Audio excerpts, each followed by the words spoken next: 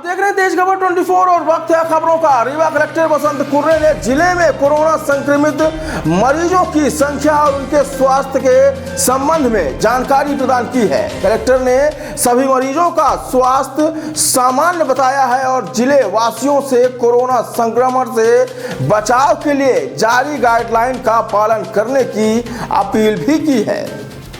दरअसल कलेक्टर ने दूसरे राज्यों से रीवा आ रहे प्रवासी मजदूरों के संबंध में भी जानकारी देते हुए कहा है कि अब तक लगभग 40,000 श्रमिकों को दूसरे राज्यों से रीवा लाया जा सका है, जबकि बचे हुए लोगों को लाने के प्रयास अभी जारी हैं।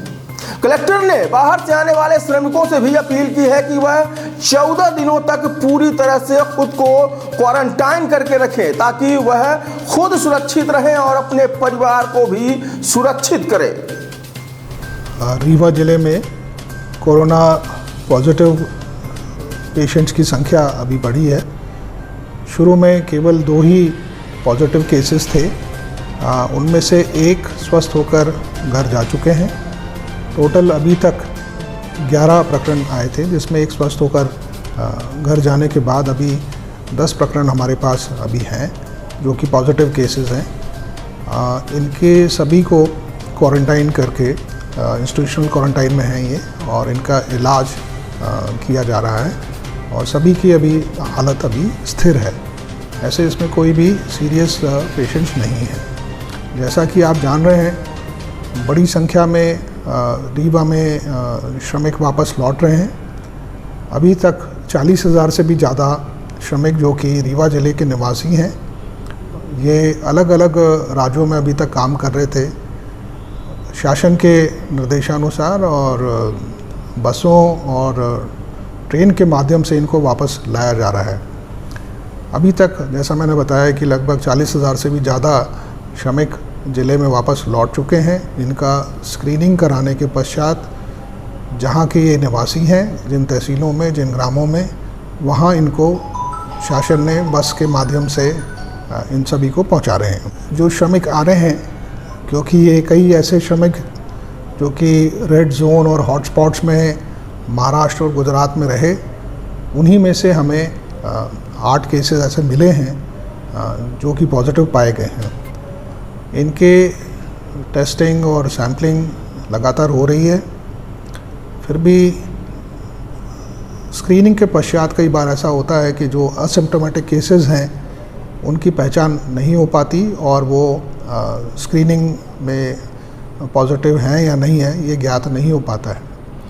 ऐसे श्रमिक जो वापस लौट गए हैं और अपने घरों में हैं, उनको 14 दिन क्वारंटीन रखने का निर्देश है। हमने सभी से अनुरोध किया है कि वो 14 दिन अपने अपने घरों में रहें और होम क्वारंटाइन रहें। यदि किसी भी तरह का कोई कॉम्प्लिकेशन उनको आता है या स्वास्थ्य उन्हें ऐसा लगता है कि ख़राब हो रहा है या कोई दिक्कत है, तो स्थानीय जो अधिकारी कर्मचारी हैं, रेवेन्यू के हैं, हेल्थ के हैं, उनको तुरंत सूचना दें। जो हमारे हेल्पलाइन नंबर्स हमने दिए हैं उस पर भी वो सूचना दे सकते हैं। समय रहते ही कोरोना का इलाज संभव है। यदि आप देर करेंगे तो कोरोना आपको ज़्यादा गिरफ्त में लेता है।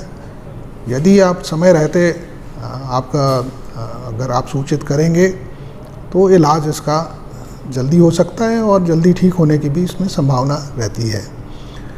तो मेरा सभी से अनुरोध है कि सबसे पहले तो जो श्रमिक लौट रहे हैं वो होम क्वारंटाइन रहें, 14 दिन अपने घरों में रहें, किसी से मिले जुले नहीं, सोशल डिस्टेंसिंग का पालन करें और जो भी उनको निर्देश यहाँ पर दिए गए हैं उसका वो विधिवत पालन करें, ताकि वो यदि संक्रमित हों तो आगे संक्रमण ना फैलें, और यदि संक्रमित नहीं हैं तो 14 दिन में अपना स्वस्थ होकर वो अपना दिनचर्या प्रारंभ कर सकते हैं। आप जानते हैं कि कोरोना का बचाव, एक दूसरे से दूरी बनाए रखना, मास्क पहनना, हाथों को लगातार जो है साबुन पानी से धोना और जो सोशल डिस्टेंसिंग है इसका पालन करना, यही इसका बचाव है। ज़िले में जितने भी अधिकारी और कर्मचारी हैं, भले ही वो किसी भी विभाग के हैं, सभी अपने तन्मयता से इस कार्य में लगे हुए हैं जो जो उनको काम दिया जाता है तत्परता से वे इसका पालन कर रहे हैं, काम कर रहे हैं। हर अधिकारी कर्मचारी मेरे अनुसार अपनी क्षमता से कहीं अधिक काम कर रहा है। तो मैं सभी अधिकारियों का, कर्मचारियों का बहुत बहुत धन्यवाद देता हूं, उनका वंदन अभिनंदन करता हूं और उम्मीद करता हूं कि जिस तरह अभी तक वो इस काम में लगे रहे, अथक परिश्रम उन्होंने किया, अभी और भी परिश्रम की आवश्यकता है। तो आगे आने वाले समय में भी वो अपने आप को बचाते हुए, स्वस्थ रखते हुए आगे भी इस काम में सहयोग करेंगे जब तक कि कोरोना को जब तक पराजित ना कर दें।